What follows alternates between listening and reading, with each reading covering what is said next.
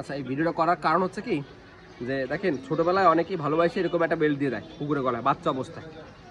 হয়তো বা সেই লোকটা পরে খেয়াল করে না, ওরা দুষ্ট হয়ে যায়, কাছে আসে না, বন্ধ করে দেয়।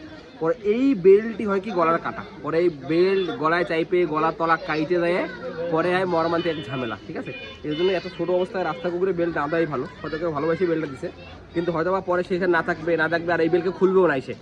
আর ওর গলায় যখন একবার ব্যথা শুরু হয়ে যাবে, তারপর থেকে এই বেল খোলাই বন্ধ হয়ে যাবে।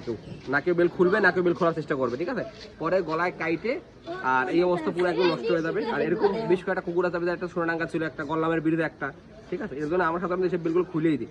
যে আদর করে পড়াইছে, হয়তো খুব ভালোবেসে পড়াইছে, কিন্তু না পড়ানোই ভালো। বলতেন ভাই, কথা বুঝতে পারছেন ভাই? কত শুনছেন? দেখেন, এই বেল পরানোর মূল ব্যাপার কি ভালোবাসি। ঠিক আছে, কিন্তু এই কুকুরটা যখন একটু বড় হবে না, হয়তো কোনো কারণে উনি যে পরাইছে সে খুলতে পারলো না, অন্য কিন্তু বেলটা খুলবে না, সে পরে গলা যখন বড় ঢুকে কাটে যাবে, তখন ও কারো ধরতেই দেবে না। আর এই কুত্তা এরকম সারা জীবন ঘুরবে, যে কয়দিন আমাদের মধ্যে কারো চোখে না পড়বে।